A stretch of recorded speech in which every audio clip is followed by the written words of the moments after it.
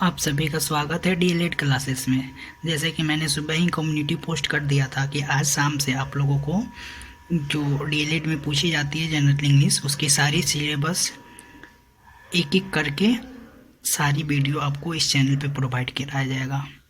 अगर आप इसको फॉलो करते हैं तो मैं गारंटी लेता हूँ कि आपको 25 क्वेश्चन जो है उसमें आप 25 आउट ऑफ 25 सही करके आएंगे, बशर्ते आपको जो बताया जा रहा है इसमें सारे वीडियो को फॉलो करेंगे।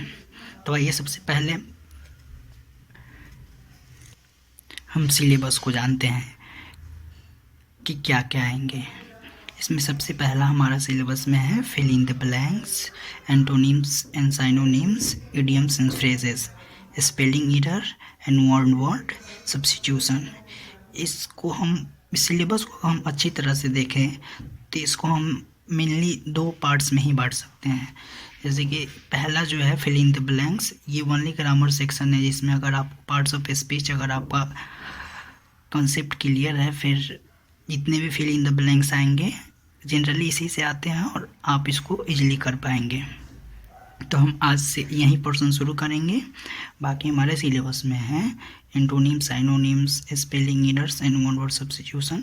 इसको हम दूसरे कैटेगरी यानी वोकैबुलरी, जो कि आपके पास जितने वर्ड पावर होंगे, वर्ड मीनिंग, उसके बाद ये सारे क्वेश्चन अपने आप ही इजीली हो जाएंगे। यानी कि ये डिपेंड करता है कि आपके पास कितने वर्ड पावर है। अगर आप लोग कमेंट में चाहे तो मैं रोज़ 5-5 या 10-10 आप कमेंट करके बता सकते हो, उतना वर्ड्स मीनिंग रोज़ आपको प्रोवाइड कर दिया जाएगा और वो आपके एग्ज़ाम पॉइंट ऑफ व्यू के लिए बहुत इनफ रहेगा। और एक इसमें है एडियम्स एंड फ्रेजेस का, तो इसको भी साथ साथ वर्ड्स मीनिंग के साथ आपको दो वीडियोस प्रोवाइड कर दिया जाएगा, ताकि जनरल एडियम्स फ्रेजेस जो होते हैं हमारे डेली लाइफ में यूज होते हैं वो आप आसानी से जान लें। उससे ज़्यादा इसमें नहीं पूछेगा। जैसे कि इसमें आता है बार्किंग डॉग सेल्डम बाइट, जो गरजते हैं वो बरसते नहीं। इस टाइप के बहुत सारे, माइट इज़ राइट, जिसकी लाठी उसकी भैंस, इस टाइप के अगर आपको इंग्लिश में इडियम्स एंड फ्रेजेस पते हैं फिर इसके भी सारे क्वेश्चन ईजिली हो जाएंगे। अगर आप कमेंट सेक्शन में डालेंगे फिर मैं वर्ड मीनिंग के साथ साथ इसका भी 2-3 वीडियो जो इम्पोर्टेंट है हम प्रोवाइड कर देंगे। तो चलिए अब शुरू करते हैं। आज जो इसका ग्रामर पोर्शन है उसको आज से अभी शुरू करते हैं। बेसिकली हमको इंग्लिश लैंग्वेज में क्या पढ़ना है, basic identification of parts of speech, उसी के साथ वर्ब एंड टेंसेस, इन सारे जो पार्ट हैं इनको डिटेल्स रूल के साथ मैं समझाऊंगा।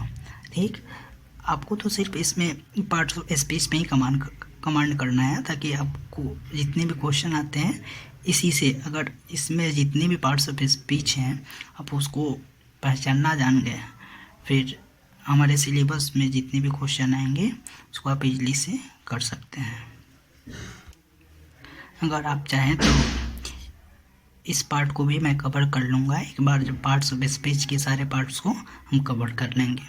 तो पार्ट्स ऑफ स्पीच को शुरू करने से पहले सबसे पहले हम जानते हैं कि जो हमारा सेंटेंस बना होता है वो किन किन भाग से मिलके बना होता है, सब्जेक्ट के कितने पार्ट्स होते हैं।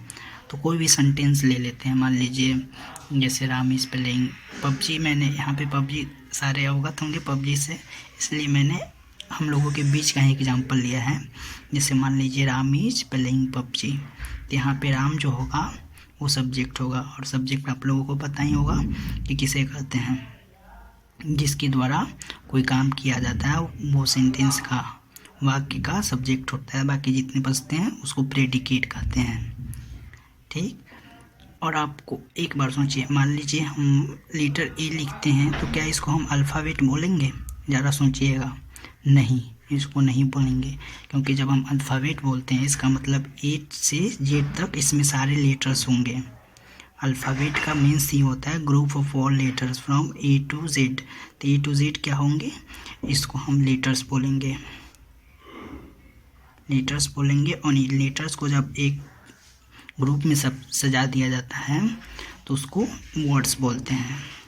और जब इस वर्ड्स को एक ग्रामर के हिसाब से सजा दिया जाता है तो उससे मिलकर हमारा सेंटेंस बनता है।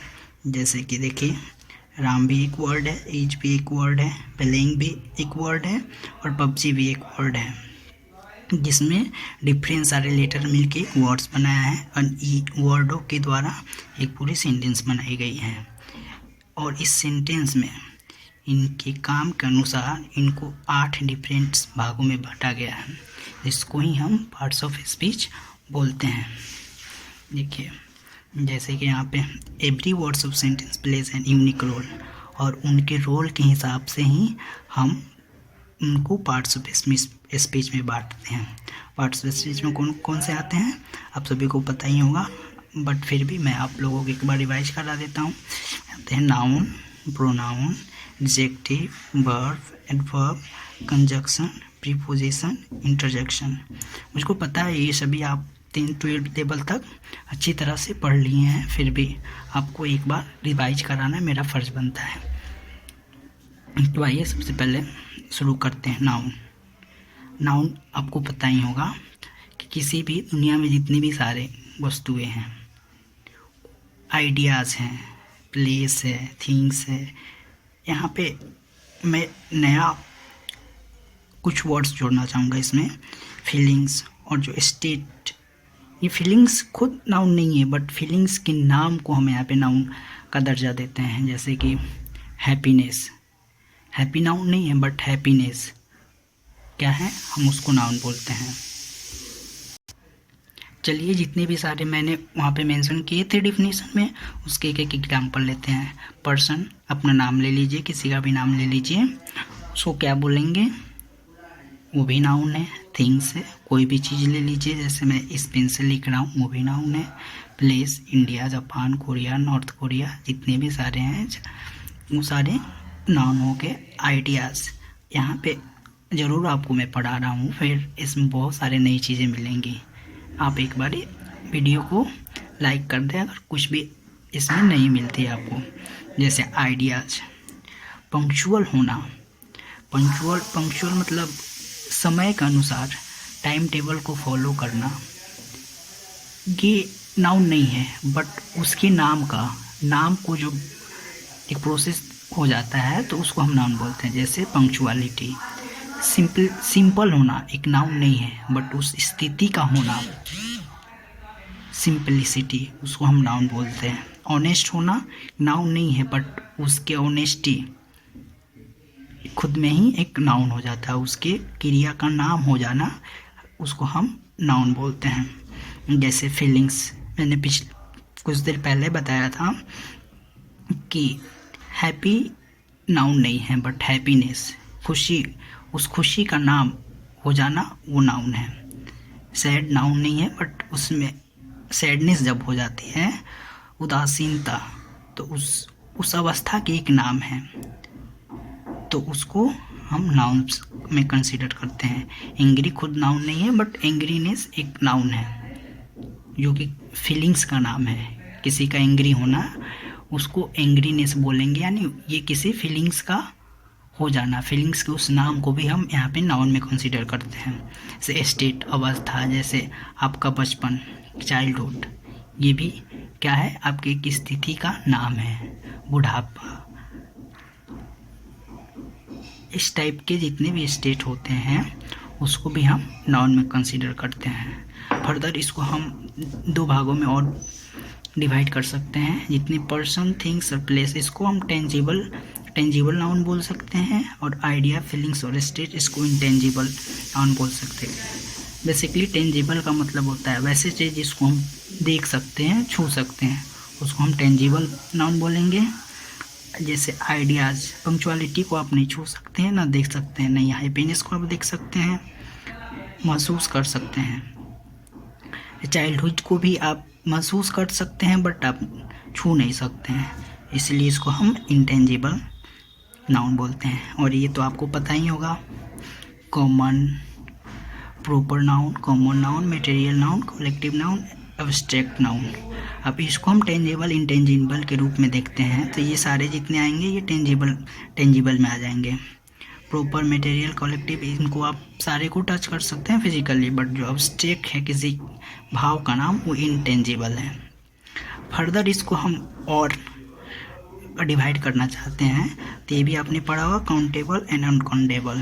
तो अनकाउंटेबल बेसिकली इंटेंजिबल हो जाएगा, तो किसके भाव को आप तो काउंट कर नहीं सकते हैं, तो अनकाउंटेबल को ही हम इंटेंजिबल में यहाँ पे तो बोल सकते हैं और टेंजिबल को काउंटेबल में फर्दर डिवाइड कर सकते हैं।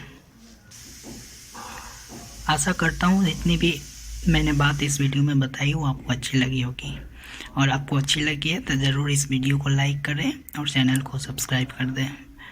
अगर आपको ये सेशन पसंद आ रही है तो प्लीज़ कमेंट सेक्शन में अपना प्रतिक्रिया दें, ताकि मैं इस वीडियो को और कंटिन्यू कर सकूं और आपका सिलेबस जल्द से जल्द समाप्त कर सकूं, क्योंकि एग्ज़ाम तो होनी ही है किसी भी हालत में, बिकॉज यूजीसी के सारे गाइडलाइंस आ चुके हैं और सारे पेपर्स अब ऑफलाइन हो रहे हैं, तो इसमें होना ही है। तो चलिए आज के लिए बस इतना ही, धन्यवाद।